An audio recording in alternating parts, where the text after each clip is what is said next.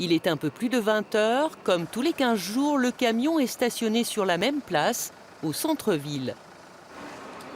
Bonjour. Bonjour monsieur. Sofiane vit dans la rue depuis quelques mois. C'est la première fois qu'il vient consulter ici.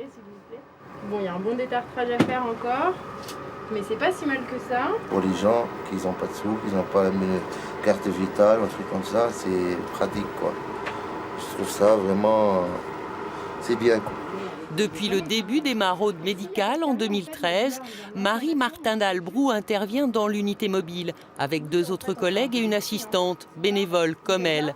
Pendant 2 heures, elle enchaîne les diagnostics et les conseils de prévention. Ici, on n'a pas le droit de faire des soins, donc le but c'est de leur faire comprendre que c'est pas parce qu'ils sont à la rue que personne s'occupe d'eux et surtout qu'il faut qu'ils prennent soin d'eux-mêmes. Donc le but c'est de discuter avec eux, de leur redonner confiance et ensuite effectivement de les adresser dans une structure qui pourra les prendre en charge. Après des années de galère, Gérard a perdu 24 dents, mais pas le sens de l'humour. Non, faut pas en Il y a une femme qui m'a dit vous avez de beaux yeux, mais alors les dents ça va pas du tout. Eh ben, on va faire en sorte que vous ayez des beaux yeux et des belles dents alors. Gérard repartira avec son bilan bucco-dentaire et une adresse où il pourra recevoir des soins et faire ses prothèses. Moi je vais avoir des dents. Quand? C'est dans ce centre de santé qu'il va se rendre. Des dentistes y soignent bénévolement eux aussi les plus démunis. Nordine vient au cabinet pour la 3e fois depuis le mois de novembre. Au niveau de l'accueil, il n'y a rien à dire.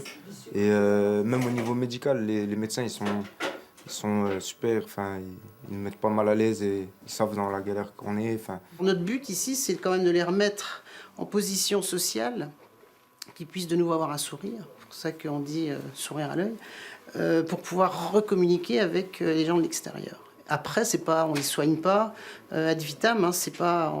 Après, il faut leur donner la chance d'aller dans d'autres cabinets. Un grand pas à franchir. Et pour ça, ceux qui sont reçus au centre mettent le temps qu'il faut, parfois 6 mois ou plus. En attendant, ici, plusieurs médecins sont là pour les accompagner.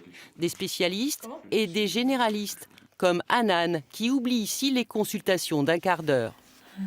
Il faut que j'aille à l'hôpital. Je peux vous indiquer un nom, après, comme ce qui vous convient le mieux. Centre-ville, ici, les gens ont une vie quand même souvent plus marquée par des soucis ou par des événements des événements de vie qui font qu'ils ont envie de parler. Et puis nous, on est là pour les écouter aussi. Ça fait partie du traitement aussi. On prend en charge la pathologie, mais cette prise en charge de la pathologie n'est qu'un coin dans lequel on va s'insérer pour prendre en charge de façon globale les patients et faire un bilan de comment ils vivent, où ils vivent, quels sont leurs besoins. Le soin, première étape vers la réinsertion.